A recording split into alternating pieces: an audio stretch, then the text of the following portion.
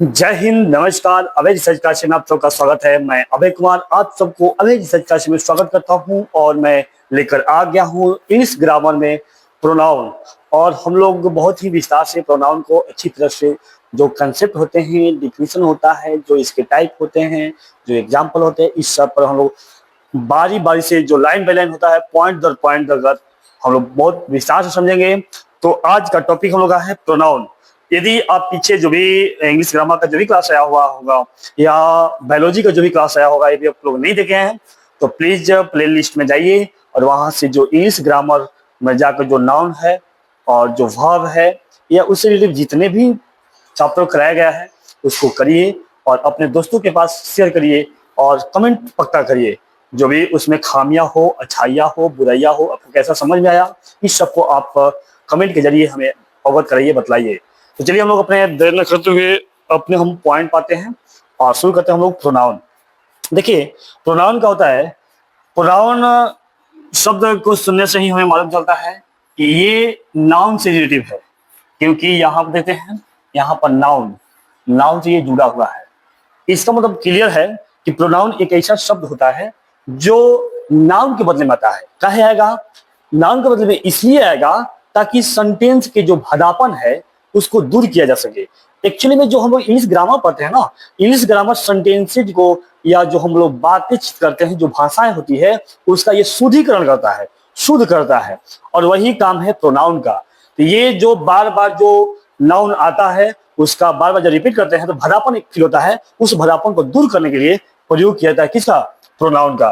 तो चलिए हम लोग पहले समझते हैं एग्जाम्पल के माध्यम से और उसके बाद समझेंगे जो इसका डिफिनेशन है, डिफिनेशन के माध्यम से।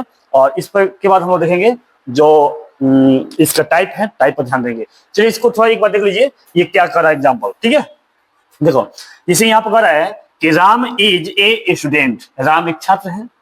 He reads in class 6। देखिए एकदम धीरे धीरे से पढ़ेंगे, हम लोग एकदम आराम से पढ़ेंगे, बहुत बारीकी से पढ़ेंगे, थोड़ा ध्यान से ना। देखिए यहाँ पे राम इज ए स्टूडेंट, यहाँ राम आ गया। राम एक छात्र है।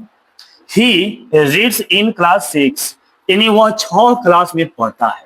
तो ही आ गया ना, ये क्या गया? यहाँ पर हम लोग लिख सकते थे कि राम रीड्स इन क्लास 6। यहाँ पर क्या आया? राम के बदले किसका प्रयोग किया हम लोग? ही का। सेम आ गया है Sita is a dancer. Sita क्या है? नर्तकी है। ठीक है। सी इज वेरी ब्यूटीफुल, वह बहुत सुंदर है। तो सेम यहाँ पर सीता के बदले में क्या है? सी आया है। आगे कह रहा है कि my father has a car, मेरे पिता के पास एक कार है। इट इज रेड, वह क्या है? लाल है। यानी इट किसके लिए है? कार के लिए है। और आगे कह रहा है कि दी बेबी है, दी बॉयज आर ऑब्सेंट टुडे, आज लड़के क्या है? ऑब्सेंट, अनुपस्थित है। दे विल कम टुमारो, वे कल आएंगे। और देखिए यहाँ पर जो दे है ये किसके लिए है? बॉयज के लिए है। किसके लिए है? बॉयज के लिए है।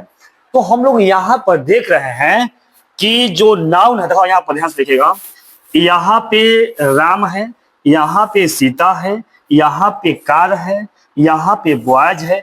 ये सब क्या है? नाउन है।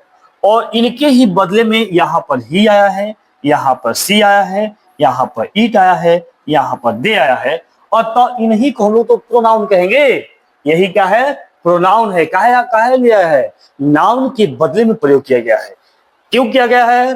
क्योंकि सेंटेंस जो है ना, सेंटेंस में जो भादापन है, भादापन को दूर किया जा सके। ठीक है, तो चलिए और देखते हैं और कुछ इसका एग्जांपल कुछ है। तो देखिए अब तो डिफिनेशन देखने के बाद समझेंगे। यहाँ पर कह रहा है डिफिनेशन में कि प्रोनाउन वह शब्द है जो किसी नाउन के बदले में प्रयुक्त होता है। एकदम सिंपल सा डिफिनेशन है कि प्रोनाउन वह शब्द होता है जो किसी नाउन के बदले में प्रयोग किया जाता है। यानी कह सकते हैं हम, a pronoun is a word used instead of a noun. जो instead of a noun, instead के मतलब क्या होता है? किसी के बदले में आना, किसी के लिए नहीं, किसी के बदले में किसी खड़ा हो जाना, तो किसी के बदले में जो आता है। प्रोनाउन एक ऐसा शब्द होता है जो नाउन के बदले में आता है, यानी कहो ना इंस्टेड ऑफ नाउन, जो नाउन के बदले में आता हो, प्रयोग किया जाता हो, उसे क्या कहेंगे? प्रोनाउन के। या एक टाइम बोलना है कि a pronoun stands for a noun. Noun के लिए जो खड़ा होता है उसे क्या कहते हैं? प्रोनाउन कहते हैं। जो नाउन के बदले में आता है उसे प्रोनाउन कहेंगे। सिंपल सा है, कोई बात ज्यादा झमेल नहीं है कि प्रोनाउन वैसा शब्द होता है जो किसी नाउन के बदले में प्रयोग किया जाता है, नाउन के लिए आता हो, नाउन के बदले में कहेंगे सेंटेंस को भरापन ना हो जाए। ठीक है, चलिए हम लोग आते हैं आगे, जो देखते हैं उसको। और एक यहाँ पर देख लो, यहाँ पे कह रहा है कि प्रोनाउन की उपयोगिता को समझने के लिए हमें इन वाक्यों पर ध्यान देना पड़ेगा।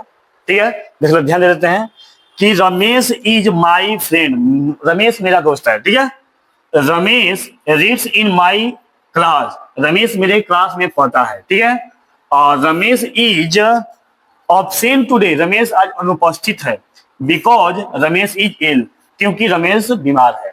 अब यहां पर हम लोग देख रहे हैं कि यहां भी रमेश आया है, यहां भी रमेश आया है, यहां भी रमेश आया है, और यहां भी रमेश आया है ना।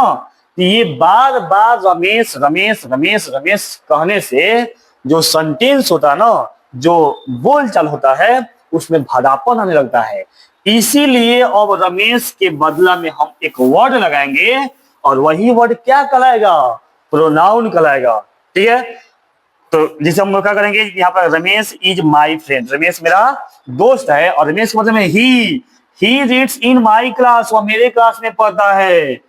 और ही इज ऑब्सेंट टुडे, वह आज अनुपस्थित है। बिकॉज ही इज इल, क्योंकि वह बीमार है। तो यहाँ हम लोग ही लगा दिए रमेश के बदले में, यहाँ भी ही लगा दिए रमेश के बदले में, और यहाँ भी ही लग गया रमेश के बदले में। और तो ये जो ही है, यही किसके बदले में है? रमेश के लिए बदले में है। और रमेश क्या है? रमेश एक नाउन है, और तो यहाँ पर ही क्या हो गया?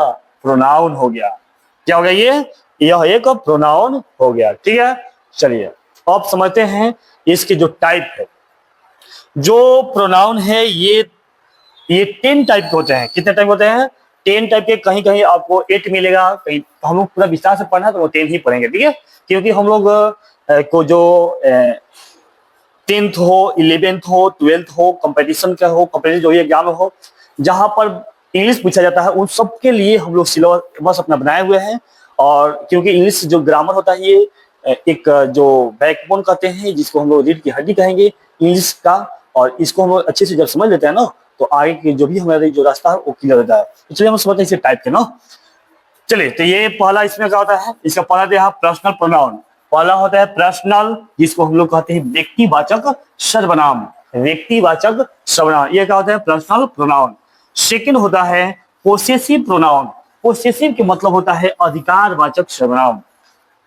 और तीसरा होता है रिफ्लेक्सिव प्रोनाउन, रिफ्लेक्सिव के मतलब है निजवाचक सर्वनाम, रिफ्लेक्सिव में कहता है निजवाचक सर्वनाम। और फोर्थ नंबर है इम्फेटिक प्रोनाउन, इम्फेटिक मतलब जोरदार या बलदायक सर्वनाम, जोरदार या बलदायक सर्वनाम। और 5 नंबर दिया है डेमोस्ट्रेटिव प्रोनाउन, डेमोस्ट्रेटिव प्रोनाउन का मतलब होता है संकेतवाचक सर्वनाम। डेमोस्ट्रेटिव जो प्रोनाउन है ये डेमो से बना है, उससे मतलब होता है संकेत या इशारा ना। चलिए 6 नंबर दिया है कि इनडिफिनिट प्रोनाउन, इनडिफिनिट का मतलब होता है अनिश्चितवाचक, इनडिफिनिट होता है अनिश्चितवाचक सर्वनाम। और 7 नंबर दिया है डिस्ट्रीब्यूटिव प्रोनाउन, यानी व्यष्टिवाचक सर्वनाम। और 8 नंबर दिया है रेसिप्रोकल प्रोनाउन, यानी परस्पर बोधक सर्वनाम। 9 नंबर दिया है रिलेटिव प्रोनाउन, यानी संबंध बोधक सर्वनाम। और 10 लास्ट नंबर दिया है इंट्रोगेटिव प्रोनाउन, यानी प्रश्नवाचक सर्वनाम। तो हम लोग इसके जो 10 टाइप है प्रोनाउन के, उस सब पे हम लोग चर्चा किए, तो कौन कौन से प्रोनाउन होते हैं। ठीक है, तो उसका हिंदी नेम और इंग्लिश नेम क्या होता है, इस सब हम लोग समझ लिए। तो अब हम लोग चलते हैं कि इसका जो पहला प्रकार है, इसका नाम है पर्सनल प्रोनाउन। उस सब पर हम लोग चर्चा करते हैं कि पर्सनल प्रोनाउन क्या है। ठीक है, चलिए हम लोग कोशिश करेंगे कि इसमें इस जो क्लास है, इस क्लास में हम लोग इसका जो पार्ट 1 है, पार्ट 1 में इसको जो हाफ होता है लगभग, इसको हम लोग अच्छा से हल करें, और फिर जो इसके जो पार्ट 2 आएगा उसमें हम लोग पूरा विस्तार से और खत्म कर लेंगे। ठीक है, तो चलिए शुरू करते हैं पर्सनल प्रोनाउन। देखिए, जो पर्सनल प्रोनाउन है, पर्सनल प्रोनाउन कहता है जो पर्सन होता है, पर्सन यानी first person, second person, third person. पहले देखिए, हम लोग पीछे पढ़े होंगे कभी कि जो पर्सन होता है ये 3 होता है ना, पहला होता है, थोड़ा सा पतला कर लेते हैं। चलो, जो पहला का होता है, पहला होता है फर्स्ट पर्सन, ठीक है, और फर्स्ट पर्सन में आता है आई और वी, ठीक है। दूसरा होता है सेकंड पर्सन, अच्छा, सेकंड पर्सन में क्या आता है यू, ठीक है। और तीसरा होता है थर्ड पर्सन,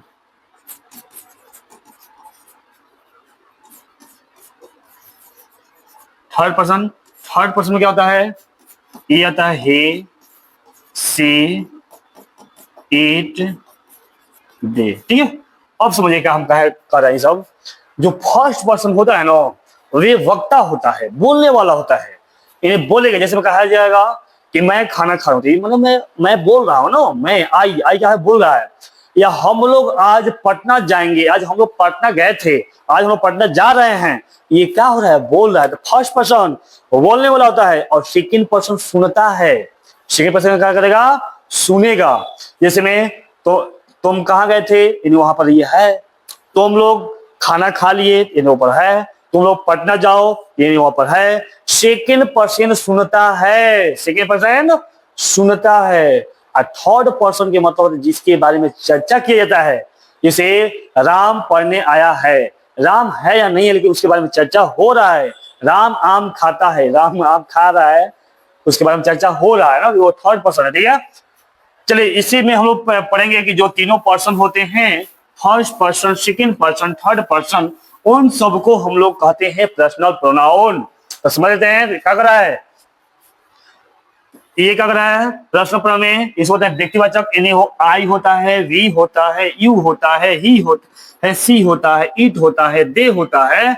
ये जो 7 वो प्रोनाउन है, 7 को हम लोग पर्सनल प्रोनाउन में रखते हैं। देखो, जैसे यहाँ पे आई माने मैं हो जाता है, वी माने हम लोग होता है, हम लोग, यू माने तुम या तुम लोग होता है, ठीक है। ही माने वह होता है, लेकिन पुरुष के लिए होता है।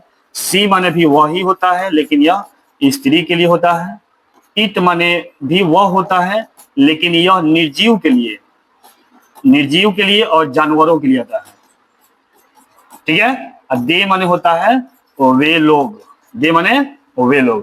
तो इस तरह से इन जो 7 जो पर्सन है, 7 को हम लोग कहते हैं पर्सनल प्रोनाउन, ठीक है। या एक और डिफिनेशन पढ़ना चाहेंगे तो पढ़ सकते हैं कि ए personal pronoun is a word. Personal pronoun एक ऐसा शब्द होता है दैट जो रिप्लेस माने के बदले में आता है। रिप्लेस मतलब है के बदले में, रिप्लेस माने के बदले में, ए नाउन जो नाउन के बदले में आता है, indicating person, number, gender and case, जो इंडिकेट करता है, दर्शाता है, इंडिकेट मतलब बतलाता है, किसको बतलाता है, पर्सन को बतलाएगा, या नंबर को बतलाएगा, या जेंडर को बतलाएगा, या केस को बतलाता है। जो केस होते हैं ना, जो नॉमिनेटिव केस, ऑब्जेक्टिव केस, जो पोसेसिव केस होता है ना, उसको क्या करता है, ये इंडिकेट करता है। इंडिकेट माने बतलाता है, इंडिकेट माने बतलाता है। कहने का मतलब मेरा ये है कि वैसा प्रोनाउन जो किसी नाउन के बदले में आता है, या वैसा शब्द जो किसी नाउन के बदले में आता है, और यह उसका पर्सन, नंबर, जेंडर और केस को बतलाता हो, उसी को हम लोग कहते हैं पर्सनल प्रोनाउन। जैसे में देख लो, यदि जैसे एग्जाम्पल में यदि हमें लेना होगा, तो एग्जाम्पल दिया होगा, हम देंगे।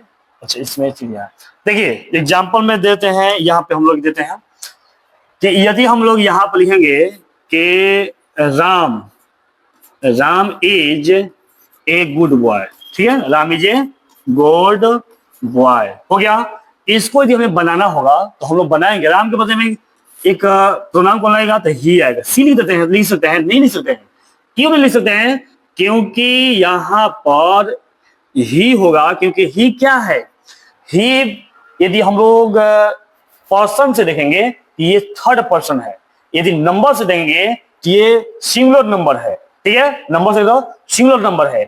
और वही जब इसका जेंडर से देखते हैं, जेंडर से देखेंगे तो ये किस में आता है, ये मैस्कुलिन जेंडर में आता है। और वही जब केस में देखेंगे तो कौन सा केस में आता है, नॉमिनेटिव केस में आता है। तो यानी यहाँ पे हम लोग राम के बदले में ही लगा रहे हैं, तो यहाँ पर क्या देख लिए हम लोग, यहाँ पर देख लिए, यहाँ पर पर्सन देख लिए, नंबर देख लिए, जेंडर देख लिए और केस को भी देख लिए कि कौन सा केस में है। यानी यहाँ पर ये नहीं ना कि हम लोग यहाँ पर मान लीजिए यदि लगा देते हैं दे लगा देंगे, ये गलत हो जाएगा ना। क्यों हो जाएगा, क्योंकि जो राम है ये क्या है, पहले सिंगुलर है, ये तो प्लूरल हो गया, गलत हो गया सही। ये थर्ड पर्सन में आता है, ये भी थर्ड पर्सन है लेकिन सिंगुलर प्लूरल अंतर हो गया, ठीक है। तो यहाँ पे हम लोग क्या लगाएंगे, यहाँ पर हम लोग लगाएंगे he is a good boy. समझ में आया कि वैसा प्रोनाउन या वैसा शब्द जो नाउन के बदले में आता है और यह नाउन का या उसका क्या बताया है, पर्सन, नंबर, जेंडर और केस को बतलाता है, उसी को कहते हैं पर्सनल प्रोनाउन। उसे क्या कहते हैं, पर्सनल प्रोनाउन कहते हैं। अब देखो ये इस जो टेबल बनाया गया है इसके माध्यम से हम लोग समझ सकते हैं कि फर्स्ट पर्सन में जो फर्स्ट पर्सन होता है उसमें आई होता है, जो यहाँ पर थर्ड पर्सन है ये ही होता है, ये भी थर्ड पर्सन का सी होता है, थर्ड पर्सन है इट होता है, और सेकंड पर्सन में ई होता है, फिर फर्स्ट पर्सन में वी होता है, थर्ड पर्सन में दे होता है। अभी पता नहीं कि फर्स्ट पर्सन में क्या होता है, सेकंड पर्सन में क्या होता है, थर्ड पर्सन में क्या होता है, सिंगुलर में क्या होता है, प्लूरल में क्या होता है, सब देख कर लिया हम लोग, ठीक है। तो ये जो सब्जेक्टिव है इसी को हम लोग कहते हैं नॉमिनेटिव केस कहते हैं। इसका ये ऑब्जेक्टिव होता है जो कि आगे हमें बहुत ही काम में आएगा, क्योंकि यहाँ पर जो नरेशन बनाना हो या वॉइस बनाना हो ये हमें जानना जरूरी ही होता है। और ये जो पोसेसिव आएगा अधिकार वाचक में उसमें पढ़ना है कि आई का माई होता है, ही का हिज हो जाता है, सी का हर होता है, इट का इट्स होता है, यू का योर होता है, वी का आवर होता है, दे का देयर होता है, ठीक है। ये क्या है, पोसेसिव एडजेक्टिव है, यानी संबंध बोधक एडजेक्टिव है। असीम यहाँ पर प्रोनाउन होता है, पोसेसिव प्रोनाउन। दोनों में अंतर हम लोग पढ़ेंगे, बहुत अच्छा से पढ़ेंगे, क्योंकि पोसेसिव इसका भी नाम है, इसका भी पोसेसिव नाम है ना। ये माइन हो जाता है, ये हिज हो जाता है, ये हर्ष हो जाता है, ये इट्स हो जाता है, ये योर्स हो जाता है, ये आवर्स होता है, ये देयर्स होता है, ठीक है। और रिफ्लेक्सिव प्रोनाउन हमें तो पढ़ना ही है, तो यहाँ पर सेल्फ का प्रयोग किया जाता है। हम इसको बहुत विस्तार से पढ़ेंगे, बहुत गहराई से पढ़ेंगे, ठीक है। ये जो टेबल है इसके माध्यम से हम देख सकते हैं कि जो 7 जो प्रोनाउन होते हैं, जो पर्सन होते हैं, उनमें ये सबका दिया गया है, ठीक है। चलिए हम लोग देखते हैं, पहला शुरू करते हैं। चलिए हम लोग पहले यहाँ पर हम लोग देख रहे हैं कि जो हम लोग का ज्ञान कुंज कोचिंग सेंटर मेला रोड बिहिया भोजपुर जिला में स्थित है, बिहार के। और ये यहाँ पर लगभग 15 वर्षों से कार्यरत है। 2010 ईस्वी से ज्ञान कुंज कोचिंग सेंटर का जो स्थापना हुआ था, ठीक है। और लगभग बहुत से 15 वर्षों से ये संस्था चल रही है, बहुत ही ये विश्वासी संस्था है जिसका नाम है ज्ञान कुंज कोचिंग सेंटर। और इसमें जो 11th के जो क्लासेज है वे शुरू हो चुके हैं। तो मैं चाहूंगा कि जितने भी बिहिया में रहने वाले जो बच्चे हैं या बिहिया के आसपास रहने वाले बच्चे हैं वे जल्द से ही जल्द ऑफलाइन क्लास शेयर करना चाहते हैं और चाहते हैं कि वे साइंस से में एक ही छत के नीचे हर सब्जेक्ट की जानकारी लें और भिन्न भिन्न टीचरों द्वारा, हर सब्जेक्ट का अलग अलग टीचरों के द्वारा यदि वो चाहते हैं कि अपने शिक्षा में आगे बढ़े तो ज्ञान कुंज कोचिंग सेंटर से बेहतर कोई विकल्प ही नहीं है। तो पहले आप यहाँ पर आइए और 7 दिनों का डेमो क्लास लीजिए और उसके बाद अपना जो एडमिशन है कराइए। तो चलिए हम लोग अपने हम लोग टॉपिक पे आते हैं और इस तरह से हम लोग प्रचार बीच में कर दिया, ठीक है। चलिए जैसे मैं यहाँ पे हम लोग एग्जाम्पल भी नहीं दे रहे थे, एग्जाम्पल दे देते हैं। जैसे यहाँ पर कह रहा है कि मुझे चाय पसंद है, I like T, I like T. और यहाँ कह रहा है कि मेरे पास एक कलम है, आई हैव ए पेन। और यहाँ कह दिया कि मैं पटना जाता हूँ, आई गो टू पटना। और यहाँ हमें नहीं पता, वी डू नॉट नो। और उसने हमें भुला दिया, यानी ही फॉरगेट अस। और उन लोगों ने मुझे बुलाया, दे कॉल्ड अस। अच्छा, यहाँ पर हम ये दिखाना चाह रहे हैं ना कि यहाँ पर जितने भी पर्सनल प्रोनाउन है उस सब का प्रयोग किया गया है। और ये काहे के लिए किया गया है, क्योंकि ये सेंटेंसेस को जो भादापन है उसको दूर किया जा सके, ठीक है। चलो ये एग्जाम्पल था। अब हम समझते हैं इसमें देखो होता क्या है कि जो पोसेसिव पर्सनल जो प्रोनाउन होते हैं इसका प्रयोग सब्जेक्टिव के रूप में किया जाता है और साथ में इसका ऑब्जेक्टिव के रूप में किया जाता है, जो कि हम लोग यहाँ पर देखें पीछे कि जो पोसेसिव पर्सन होता है, इसे फर्स्ट पर्सन में आता है वह आई आता है, तो आई का ही जो ऑब्जेक्ट होता है वो मी होता है, ठीक है। वही से फ्लो जो इसका होता है वी होता है, और वी का ऑस हो जाता है, और यू होता है सेकेंड पर्सन में, और इसका यू का यू ही हो जाता है, और इसका ही होता है थर्ड पर्सन में सिंगुलर में होता है, तो ही का हिम हो जाता है, और सी होता है, सी का हर होता है, जो ईट होता है इसका इट्स होता है, और जो दे होता है उसका देम होता है, ठीक है। तो इस तरह से इसका प्रयोग जो पर्सनल प्रोनाउन है उसका प्रयोग यहाँ पे सब्जेक्ट रूप में किया गया है, इसके रूप में सब्जेक्ट के रूप में किया गया है, और यहाँ पे प्रयोग किया गया है ऑब्जेक्ट के रूप में, ठीक है। तो वही यहाँ पर एग्जाम्पल हम देखेंगे, यहाँ पर जो आई है, यहाँ भी आई है, यहाँ वी है, यहाँ पे ये सब सब्जेक्ट रूप में काम किया है।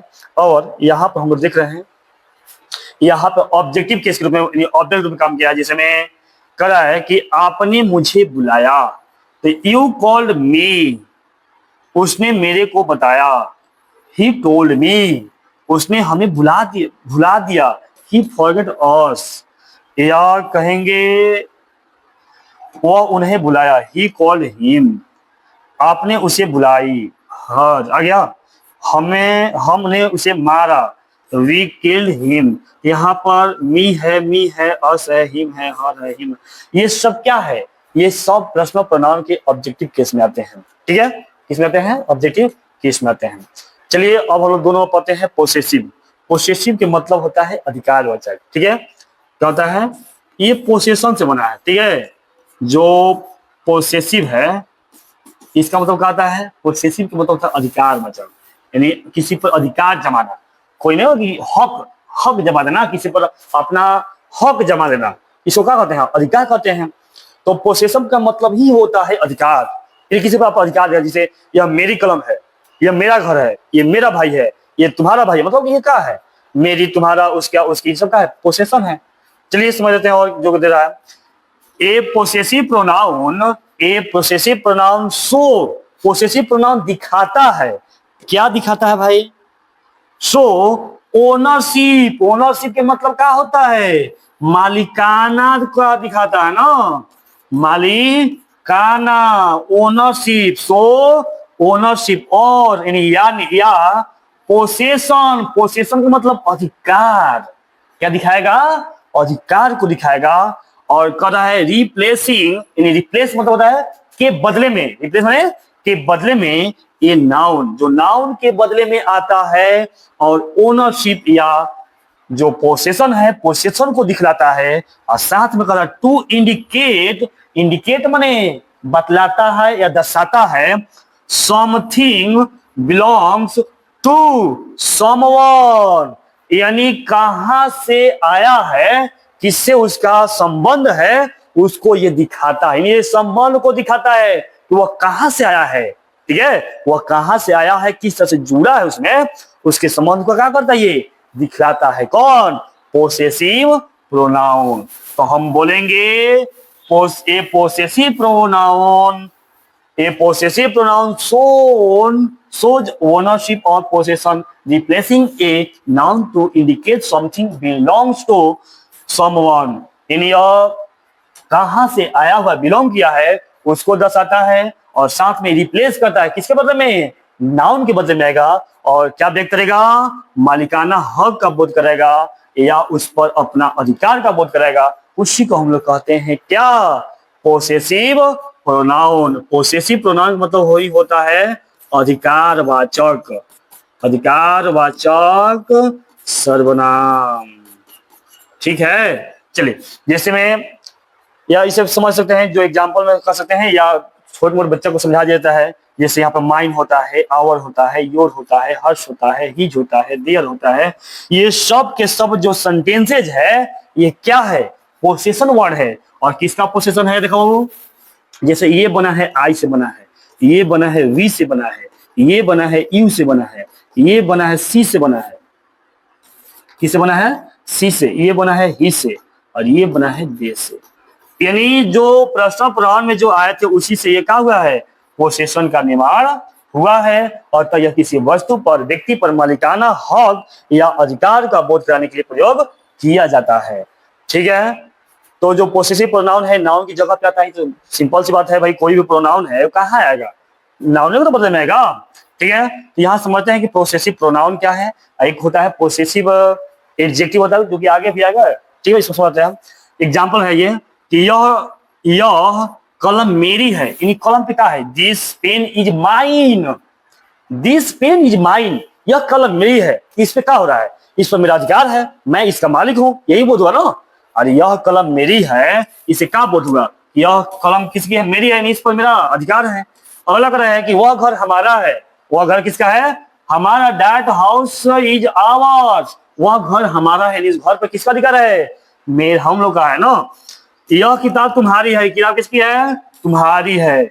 और आगे कह रहा है कि वह दोस्त उसका है, यानी दैट फ्रेंड इज हिज ना, वह सहेली मेरी है। दैट फ्रेंड इज माइन, यह स्कूल उसका है, यानी दिस स्कूल इज देयर। देखो यहाँ पर देयर्स हो गया, यहाँ माइन हो गया, यहाँ हिज हो गया, यहाँ योर्स हो गया, यहाँ आवर्स हो गया, माइन हो गया।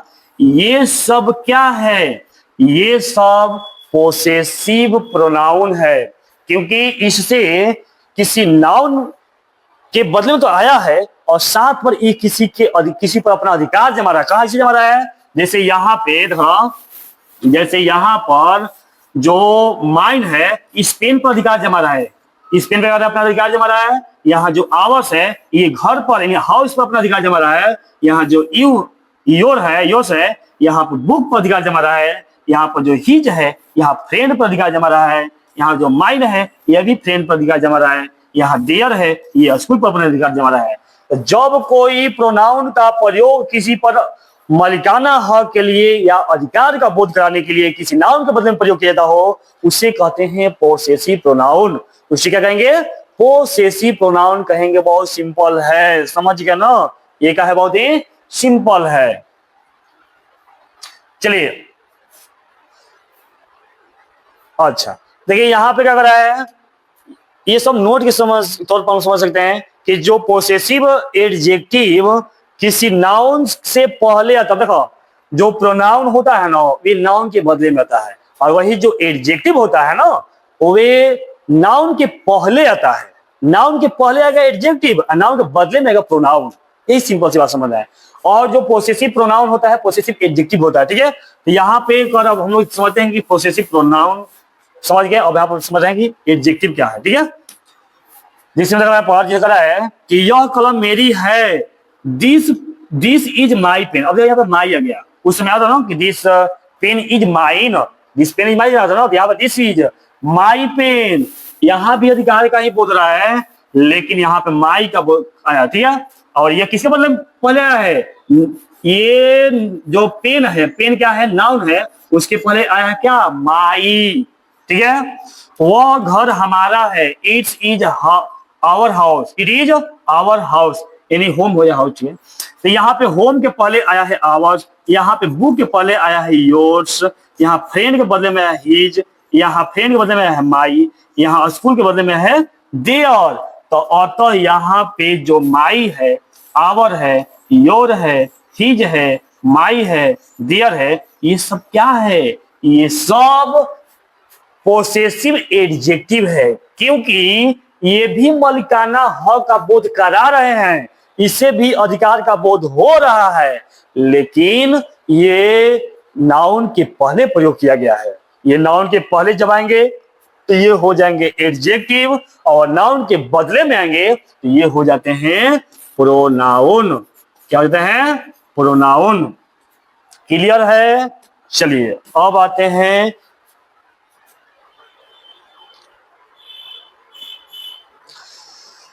चलिए इसे समझते हैं अगला नोट्स के माध्यम से कि जो पोसेसिव प्रोनाउन होता है ये इसका प्रयोग कहाँ किया जाता है। तो बहुत सिंपल से समझ लेते हैं जल्दी जल्दी। ठीक है, करा है कि वह सर्वनाम होता है जो किसी वस्तु या व्यक्ति पर अधिकार यानी ओनरशिप को दर्शाता है, और यह वाक्य में किसी नाउन के पुनरावृत्ति को रोकने के लिए प्रयोग किया जाता है, जो कि हम पढ़ चुके हैं ना, इसमें ज्यादा झमेल नहीं है। दिस बुक इज माइन, यहाँ माइन हो गया। दैट हाउस इज देयर्स, या देयर्स हो गया। ये सब क्या है, पोसेसिव है। ठीक है, चलिए दूसरा दिया है ओनरशिप दिखाने के लिए, यानी पोसेसिव प्रोनाउन का मुख्य कार्य क्या है, पोसेसिव प्रोनाउन का मुख्य कार्य है किसी पर अपना स्वामित्व को दर्शाना, यानी मालिकाना हक को दिखाना। जिसे कह रहा है दी ब्लू कार इज आवर्स, जो ब्लू कार है कि किसकी है, हम लोगों की है। यहाँ पर आवर्स हो गया। It is this bag yours, क्या यह बैग तुम्हारा है, क्या यह बैग तुम्हारा है। यहाँ पे जो योर्स हो गया ये क्या हो गया, पोसेसिव प्रोनाउन हो गया, किनसे, इसे मालिकाना का हक का बोध हो रहा है। चलिए यहाँ पर समझते हैं ये क्या कर रहा है, सब इसका उपयोग है।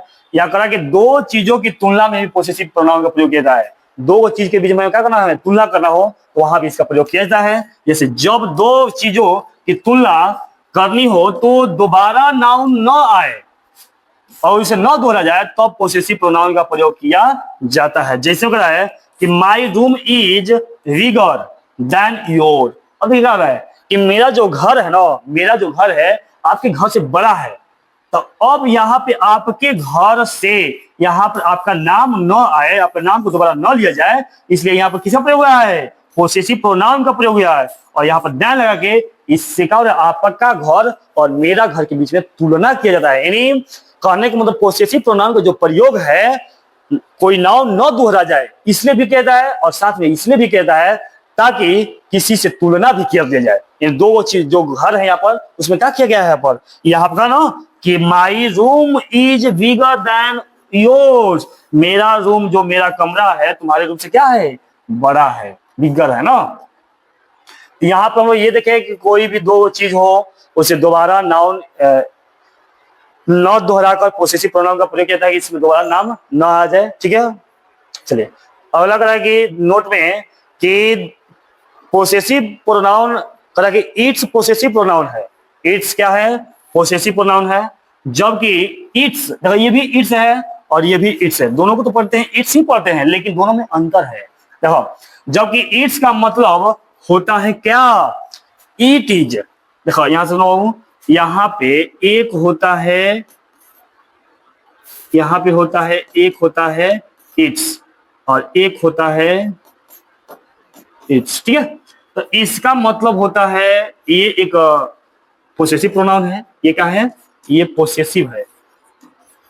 ठीक है, और इसका मतलब होता है इट इज, वही कह ना, इसका मतलब है इट इज या इट हैज होता है, जो एक ये क्या है, ये एक कंट्रैक्शन है। ये क्या है, एक कंट्रैक्शन है, मतलब समझ रहे हैं कि एक शॉर्टकट लिखने का तरीका हम लोग इट इज न लिखे, इट हैज न लिखे, एक डायरेक्ट देते हैं इट इज, इट्स इट्स। ठीक है, ये क्या है, कंट्रैक्शन। ठीक है, जैसे दिया कि दी डॉग वेग्ड इट्स टेल, यानी यहाँ पे क्या कर रहा है, ये सही है ना।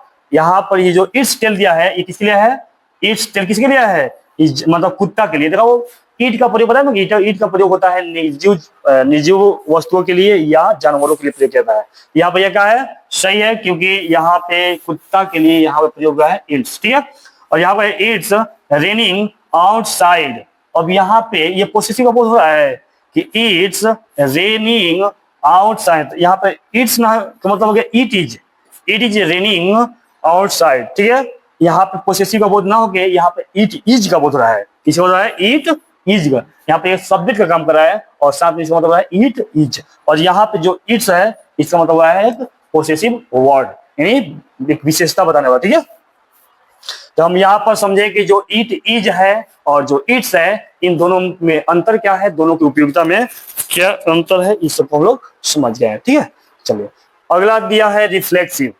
अगला क्या दिया है, रिफ्लेक्सिव प्रोनाउन, ये हम लोग का है तीसरा नंबर। ठीक है, ये तीसरा दिया है रिफ्लेक्सिव प्रोनाउन। पहला हम लोग पढ़े पर्सनल प्रोनाउन, दूसरा पढ़े पोसेसिव प्रोनाउन, तीसरा पढ़े रिफ्लेक्सिव प्रोनाउन। तो ये समझते हैं क्या कर रहा है, रिफ्लेक्सिव प्रोनाउन तो मतलब नीचे हो जाएगा ना, ये कर रहा है कि a reflexive pronoun reflect the action back to this subject, यानी सब्जेक्ट जो कार्य करता है और उसका प्रभाव खुद पर पड़े।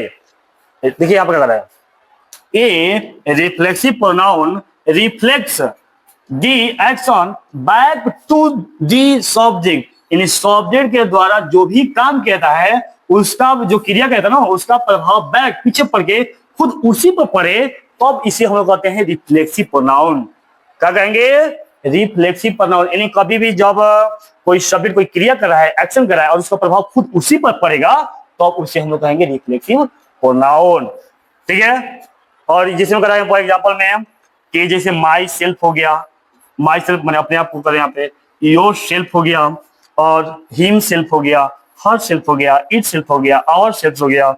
ठीक है। या देम सेल्फ हो गया। क्या हो गया? देम सेल्फ हो गया। अब देखिए इसका जो निर्माण है, इसका निर्माण किससे हो रहा है? देखो यहाँ पे जो पोसेसिव जो एडजेक्टिव है, देखो पोसेसिव एडजेक्टिव, जो पोसेसिव जो एडजेक्टिव होते हैं, पोसेसिव एडजेक्टिव यदि सिंगुलर है, देखो पोसेसिव एडजेक्टिव सिंगुलर है तो उसमें हमें लगाएंगे सेल्फ। क्या लगाएंगे? सेल्फ। और वही जो प्लूरल रहेगा तो उसके अंत में लगाएंगे सेल्फ्स। सेल्फ लगाकर क्या कहता है? यहाँ पर रिफ्लेक्सिव प्रोनाउन का निर्माण किया जाता है। ठीक है। तो चलिए यहाँ पर हम लोग ये समझे कि जो रिफ्लेक्सिव प्रोनाउन होता है उसमें जो भी सब्जेक्ट काम करता है उसका प्रभाव खुद उसी पर पड़ता है, और वहां पे जिस प्रोनाउन का या जिस शब्द का प्रयोग किया जाता है वे होता है रिफ्लेक्सिव प्रोनाउन। ठीक है। चलिए अगला हम लोग देखते हैं इसके जो उपयोगिता है, कहाँ कहाँ किया जाता है। तो जो रिफ्लेक्सिव प्रोनाउन है, रिफ्लेक्सिव प्रोनाउन वह सर्वनाम होता है, सिर्फ वही कर रहा है जो वाक्य में क्रिया के प्रभाव वापस करता है, सब्जेक्ट को दर्शाता है। जिसमें कर रहा है पर कि आई हर्ट माई सेल्फ, यानी यहाँ पे क्या कर रहा है कि आई हर्ट माई सेल्फ, मैंने अपने आप को दुख पहुंचाया, मैंने अपने आप को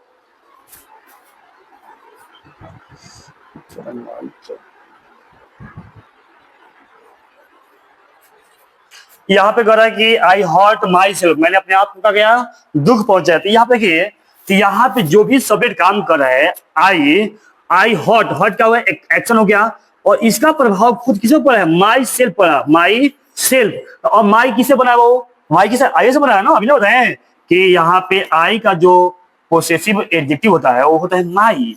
ठीक है। और जब सिंगुलर होता है तो इसके अंत में लगाते हैं, इसके अंत में लगाएंगे सेल्फ। लगाएंगे सेल्फ। ये हो गया आई माई सेल्फ ना, आई का मतलब माई सेल्फ। यहाँ पे ये का इसका द्वारा जो भी कार्य किया गया है उसका प्रभाव किसको पड़ा है? खुद सब्जेक्ट पड़ गया। ठीक है।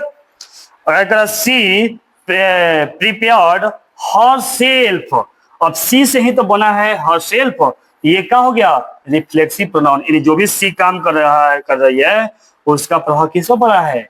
हर सेल्फ पड़ा है। और तो हम कह सकते हैं कि यहाँ पर जो माई सेल्फ है, हर सेल्फ है, ये एक रिफ्लेक्सिव प्रोनाउन है। जब कोई सब्जेक्ट कार्य करता है उसका प्रभाव खुद उसी पर पड़ता है, तो उसे हम लोग कहते हैं रिफ्लेक्सिव प्रोनाउन। चलिए आगे करा है कि जब सब्जेक्ट और ऑब्जेक्ट एक ही होते, यहाँ पे हम लोग देख रहे हैं कि सब्जेक्ट और ये ऑब्जेक्ट एक ही से तो बन रहा था, तो वही करा है कि रिफ्लेक्सिव प्रोनाउन तब आता है जब सब्जेक्ट और ऑब्जेक्ट, ऑब्जेक्ट बने कर्म और क्रिया, क्रिया करता, जब एक ही व्यक्ति क्या एक ही चीज हो या एक ही वस्तु हो तब आता है कौन? Reflexive pronoun. जैसे ही ब्लेम्ड हिमसेल्फ, यानी वह उसको क्या किया? ब्लेम किया, आरोपित किया, फॉर द मिस्टेक, यानी गलती के लिए वह उसको क्या किया? मिस्टेक के लिए क्या किया? ब्लेम किया, यानी आरोपित किया। नहीं आप देख रहे हैं कि यहाँ पे जो ही है और इसी से तो बना है हिमसेल्फ। क्या बना है? हिमसेल्फ बना है। और तो ही का हिमसेल्फ हो गया, ही का हो गया हिमसेल्फ। यहाँ पे जो सब्जेक्ट है और जो ऑब्जेक्ट है दोनों तो एक ही हो गया, तो यहाँ पे इसलिए क्या हो गया? यहाँ पर रिफ्लेक्सिव प्रोनाउन का प्रयोग किया गया। जैसे they enjoyed themselves at the party, यहाँ पे क्या करा? जो दे है ये सब्जेक्ट हो गया और इसी से बना है देयर देमसेल्फ। क्या बना है? Them self. ये क्या हो गया? ये एक रिफ्लेक्सिव प्रोनाउन हो गया। ठीक है। इस तरह से हम लोग समझ गए। चलिए आगे करा कि कभी कभी रिफ्लेक्सिव प्रोनाउन का प्रयोग जोर देने के लिए भी किया जाता है। जोर माने किसी पर जोर देना है, आपको प्रभावित करना, उसको बलदायक जिसको कहते हैं इसको, उसके लिए भी किसका प्रयोग करते हैं? रिफ्लेक्सिव का। जैसे कह रहा है कि I completed the project my self, यानी यह खुद पर जोर देने ना हो रहा है कि I completed the project my self, यानी यह जो प्रोजेक्ट है ना, मैंने खुद अपने आप से क्या किया है? पूरा किया है। यहाँ पर क्या कर रहे हैं हम? अपने आप को जोर दे रहे हैं कि यह जो भी प्रोजेक्ट है मैंने खुद बनाया है। तो यहाँ पे जो माई सेल्फ है ना, ये यहाँ पे अपने आप का बोध ना करा के, इन सब्जेक्ट और ऑब्जेक्ट से बोध है लेकिन उससे भी बोध ना होके यहाँ पर किसका बोध करा रहा है? यहाँ पर ये एक जोर देने के लिए प्रयोग किया जा रहा है। ठीक है, चलिए अगला हम लोग पढ़ेंगे इम्फैटिक। ये 4 नंबर है, इम्फैटिक प्रोनाउन। ठीक है, इसका मतलब होता है जोरदार। सिम जो बलदायक आया था, तो सिम यहाँ पे कहता है कि an emphatic pronoun emphasizes the subject in a sentence using reflexive form। तो सेम रिफ्लेक्सिव फॉर्म में भी इसका उपयोग होता है। काहे के लिए? जोर देने के लिए होता है। यानी रिफ्लेक्सिव जो फॉर्म होता है उसी के रूप से जब कोई सब्जेक्ट पर जोर देने के लिए प्रयोग किया जाता हो तब उसे कहते हैं इम्फैटिक प्रोनाउन। जैसे में माई, उसका जो एग्जाम्पल है, रिफ्लेक्सिव का एग्जाम्पल और इम्फैटिक का एग्जाम्पल दोनों एक ही होगा लेकिन उपयोगिता अलग अलग होगी। दोनों का जो उपयोगिता है वे अलग अलग होगी, लेकिन जो वर्ड होंगे, जिसे माई सेल्फ हो जाए, आवर सेल्फ हो जाए, योर सेल्फ हो जाए, हर सेल्फ हो जाए या हिम सेल्फ हो जाए, ये सब एक ही होंगे लेकिन इनकी उपयोगिता अलग अलग होगी। एक आएगा अपने आप पर प्रभावित करने के लिए, सब्जेक्ट जो काम करेगा उसका प्रभाव खुद उसी पर पड़ेगा, इसके लिए आएगा, और दूसरा इसलिए आएगा ताकि सब्जेक्ट पर जोर दिया जा सके, बल दिया जा सके, तो प्रयोग किया जाए। तो समझते हैं, ठीक है। देखिए ये जो देम सेल्फ है, योर सेल्फ है, हिम सेल्फ है, इट सेल्फ है, ये सब क्या है? रिफ्लेक्सिव प्रोनाउन भी है और इम्फैटिक प्रोनाउन है। और इम्फैटिक प्रोनाउन का मतलब होता है जोरदार या बलदायक। ठीक है, क्या होता है? बलदायक। समझ गए हैं? यानी वैसा प्रोनाउन जो रिफ्लेक्सिव फॉर्म में होता है और इसका प्रयोग क्या किया जाता है? सेंटेंस में सब्जेक्ट पर क्या करने के लिए? एम्फैसाइज करने के लिए, मतलब बल देने के लिए, जोर देने के लिए प्रयोग किया जाता है। ठीक है,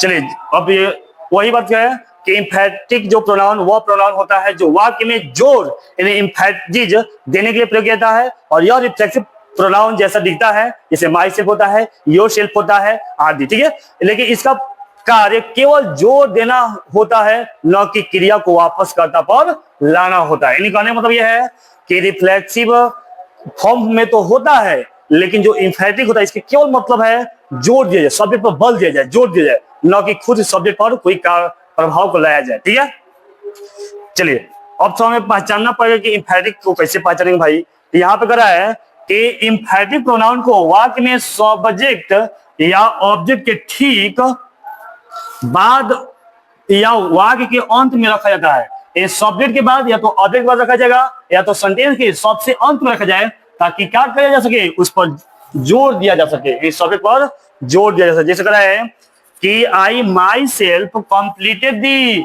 असाइनमेंट। जो असाइनमेंट होता है यानी क्या कर रहा है? तो यहाँ पे सब्जेक्ट के बाद क्या आ गया है? माई सेल्फ आ गया। अब यहाँ पे देखा she cook the dinner herself. यहाँ पे जो हर सेल्फ है ये सेंटेंस के अंत में आ गया है, यहाँ पे जो माई सेल्फ है ये सब्जेक्ट के बाद आया है। इसका पहचान ये है कि ये सब्जेक्ट या ऑब्जेक्ट के तुरंत बाद आते हैं या सेंटेंस के अंत में आते हैं, ताकि जो सब्जेक्ट है उस पर जोर दिया जा सके। ठीक है, इसको हम लोग समझ गए हैं कि जो इम्फैटिक प्रोनाउन होते हैं ये सब्जेक्ट या ऑब्जेक्ट के ठीक बाद आते हैं या वाक्य के अंत में आते हैं, ताकि उन पर जोर दिया जा सके।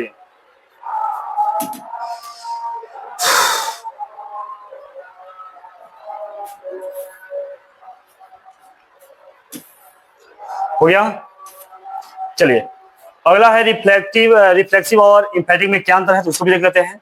देखिए जो रिफ्लेक्सिव प्रोनाउन है ये क्या होता है? जब सब्जेक्ट और ऑब्जेक्ट दोनों एक ही हो, जब सब्जेक्ट और ऑब्जेक्ट दोनों एक ही बने, सब्जेक्ट यहाँ पर आई हो गया तो ऑब्जेक्ट वहां पे मी हो जाएगा ना, या उसी से रिलेटेड हो जाएगा, माई सेल्फ हो जाएगा, इस तरह से हो सकता है। ठीक है, इन दोनों एक ही हो और क्रिया का प्रभाव खुद वापस सब्जेक्ट पर पड़ता हो, यदि कोई भी सब्जेक्ट कोई क्रिया करेगा, एक्शन लेगा, उसका प्रभाव खुद उसी पर पड़ता है, तब तो उसको हम लोग कहते हैं रिफ्लेक्सिव प्रोनाउन है।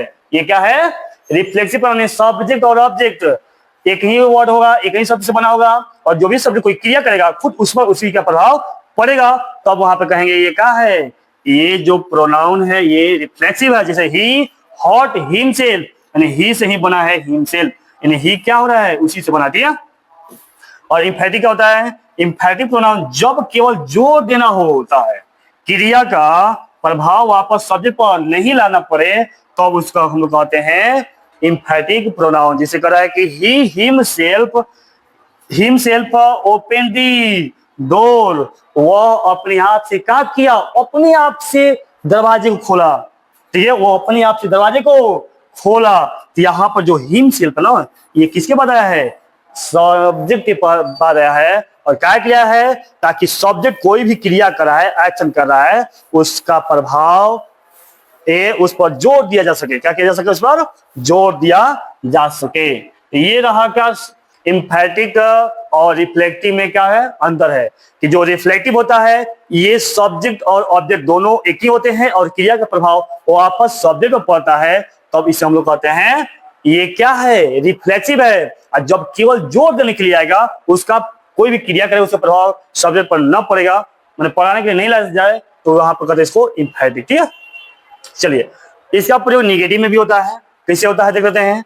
जैसे देखिए है कि जो इम्फेटिक प्रोनाउन है इसका प्रयोग नकारात्मक वाक्यों में भी किया जाता है, ताकि सेंटेंस में क्या किया जा सके? जोर दिया जा सके, इम्फेसिस किया जा सके। She did not herself approve the plan. यहाँ पे जो हरसेल्फ है इसे क्या किया गया है? निगेटिव सेंस को व्यक्त किया गया है कि वह अप्रूव अपने प्लान वो अपने प्लान को अप्रूव नहीं कर पाई, साबित नहीं कर पाई। ठीक है, यहां पर जो इम्फेटिक जो प्रोनाउन होता है वो क्या किया जाता है? यहाँ जोर भी देने के लिए और यहाँ पे निगेटिव सेंस को व्यक्त करने के लिए प्रयोग किया गया है। ठीक है, आज के क्लास में जो सबसे लास्ट टॉपिक है डेमोन्स्ट्रेटिव है, इसको ही पढ़कर हम लोग नेक्स्ट वीडियो में पढ़ेंगे। ठीक है, यहाँ पर लेते हैं डेमोन्स्ट्रेटिव। तो ये क्या होता है? डेमोन्स्ट्रेटिव का मतलब होता है, देखो ये बना है डेमो से। देखो क्या बना है? डेमो। ठीक है, डेमो इसी से बनता है डमी, इसी से बना है डमी। डमी के मतलब होता है नकल। क्या होता है? नकल। यानी डेमोन्स्ट्रेटिव के मतलब होता है संकेत या नकल। ठीक है, तो ये क्या कर रहा है? यानी किसी को नकल बताने के लिए, किसी के लिए इशारा करने के लिए, किसी को व्यक्त करने के लिए क्या करेंगे? इसका प्रयोग करेंगे। तो वही करेंगे डेमोन्स्ट्रेटिव प्रोनाउन। ये demonstrative pronoun is A pronoun, या एक ऐसा प्रोनाउन होता है दैट जो पॉइंट टू स्पेसिफिक बने होता है, निश्चित स्पेसिफिक पीपल, ऑब्जेक्ट और पैलेस, जो एक निश्चित व्यक्ति और वस्तु या स्थान को पॉइंट करता हो, इंगित करता हो, बतलाता हो, उसी को हम लोग कहते हैं डेमोन्स्ट्रेटिव प्रोनाउन। डेमोन्स्ट्रेटिव प्रोनाउन एक ऐसा प्रोनाउन होता है जो किसी वस्तु या एक निश्चित वस्तु या व्यक्ति या स्थान को इंगित करता हो या पॉइंट करता हो, उसे क्या कहेंगे? रिफ्लेक्सिव डेमोन्स्ट्रेटिव प्रोनाउन कहेंगे। ठीक है, जैसे में सच हो जाएगा, एज होगा, दिस हो जाएगा, एज दिस हो ना, दैट हो जाएगा, दिज हो जाएगा और दोज हो जाएगा। ठीक है, एक्चुअली में सबसे ज्यादा जो होते हैं ये चार ही होते हैं। ये पंद्रह आ गया हमने, ये होते हैं दिस होता है, दैट होता है, दिज और दोज। ये चारों जो कहा आता है ये होते हैं डेमोन्स्ट्रेटिव प्रोनाउन। ठीक है, चलिए तो यहाँ पर हम लोग देख लेंगे। तो यहाँ पर देख रहे हैं कि जो दिस होता है, दैट हो जाता है, इसका प्रयोग कहाँ किया जाता है? देखो ध्यान से, बहुत कम में जो दिस है और दिज है, ये सिंगुलर होता है, ये प्लूरल होता है। ये पास की वस्तुओं को व्यक्त करेंगे। पास की कोई वस्तु है या कोई व्यक्ति है, क्या अवस्थान हो, उसे हम नजदीक की वस्तु को बताना हो तो दिस का या दिज का प्रयोग करेंगे। दिस का प्रयोग करेंगे सिंगुलर में, दिस का प्रयोग सिंगुलर में, और इसका प्रयोग करेंगे प्लूरल में। ठीक है, तो यहाँ पर जैसे सिम हो है, ये एक वचन है, बहुवचन है। दिस इज माई पेन, ये नदी के बता रहा है। दीज आर माई बुक, ये नदी के बना। तो ये मेरी किताबें हैं, यह मेरी पेन है, कलम है। यहाँ पे नजदीक वस्तु का बोध होगा दीज, और दिस और दीज का प्रयोग होगा। और वही दूर की वस्तु का बोध होगा, या व्यक्तियों का बोध होगा, तो दैट या दोज का प्रयोग होगा। और दैट एक वचन होता है और दोज बहुवचन होता है। जैसे दैट इज योर बैग या दोज आर योर शूज। ये सब क्या है? दूर की वस्तु का बोध कर रहा है। और दिस कहता है, दैट कहता है सिंगुलर, और दोज कहता है प्लूरल। ठीक है, उसके बाद करा कि डेमोन्स्ट्रेटिव जो प्रोनाउन होते हैं और डेमोन्स्ट्रेटिव एडजेक्टिव होता है, दोनों में क्या अंतर होता है। तो सेम पीछे जो पढ़े हैं कि जो डेमोन्स्ट्रेटिव जो एडजेक्टिव होते हैं ये आते हैं नाउन के पहले और जो प्रोनाउन होते हैं वे आते हैं नाउन के बदले में। ठीक है, तो यही प्रकार के डेमोन्स्ट्रेटिव प्रोनाउन नाउन की जगह आता है। ठीक है, ये क्या होता है, डेमोन्स्ट्रेटिव नाउन की जगह आता है, जैसे दिस इज टेस्टी, यह क्या बहुत टेस्टी है, स्वादिष्ट है। ठीक है, और ये डेमोन्स्ट्रेटिव जो एडजेक्टिव होता है ये नाउन के पहले आता है। सेम वही बात हो गया जो पोसेसिव हम लोग पढ़ते हैं, ये दिस केक इज टेस्टी, यहाँ पर दिस केक से पहले क्या गया है, दिस आ गया है। ठीक है, दिस केक इज टेस्टी, यहाँ पर जब नाउन से पहले आएगा तो ये कहलाएगा एडजेक्टिव, और जब नाउन के बदले में आएगा तो ये कहेगा प्रोनाउन। ठीक है,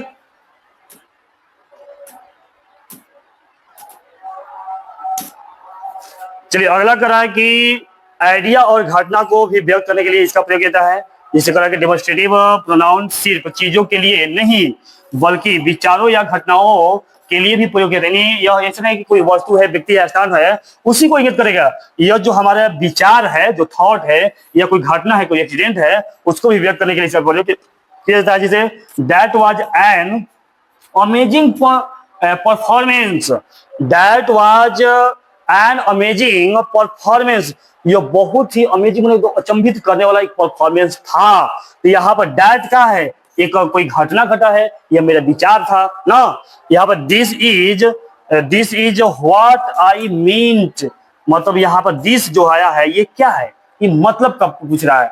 यहाँ पर जो दिस है, यहाँ पर दैट है, ये किसी वस्तु का या किसी स्थान का या किसी व्यक्ति का बोध नहीं कर रहा है, ये विचारों को बोध करा रहा है, ये थॉट को बता रहा है ना। यहाँ पे यही करा है कि जो दिस और दैट है, जो डेमोन्स्ट्रेटिव है, इसका प्रयोग केवल वस्तुओं को इशारा करने के लिए ही नहीं कहता है, स्थानों को इशारा करने के लिए नहीं कहता है, हमारा जो विचार है, जो घटना है, उसको भी व्यक्त करने के लिए इसका प्रयोग किया जाता है। चलिए इतना ही आज हम लोग पढ़ेंगे। अगले जो अगला क्लास में हम लोग पार्ट 2 है उसमें पढ़ेंगे इंडेफिनिट क्या है, निश्चितवाचक क्या है। तो ऐसे आप लोग जितने भी इंग्लिश ग्रामर हो, बायोलॉजी हो, रेगुलर क्लासेज है हम लोग चालू कर दिए हैं। अब ऑफलाइन और ऑनलाइन दोनों क्लासेज चलती है, तो प्लीज इस चैनल को जो भी है आप सपोर्ट करिए, सब्सक्राइब करिए, और अपने के पास जितने भी ग्रुप है स्टूडेंट का उसमें शेयर करिए और सब्सक्राइब करने के लिए प्रेरित करिए, और इस तरह सपोर्ट करते रहिए। और लाइक पक्का करिए, जो भी कमियां हो, खामियां हो, या जो आपको अच्छा समझ में है अच्छा कमेंट करिए।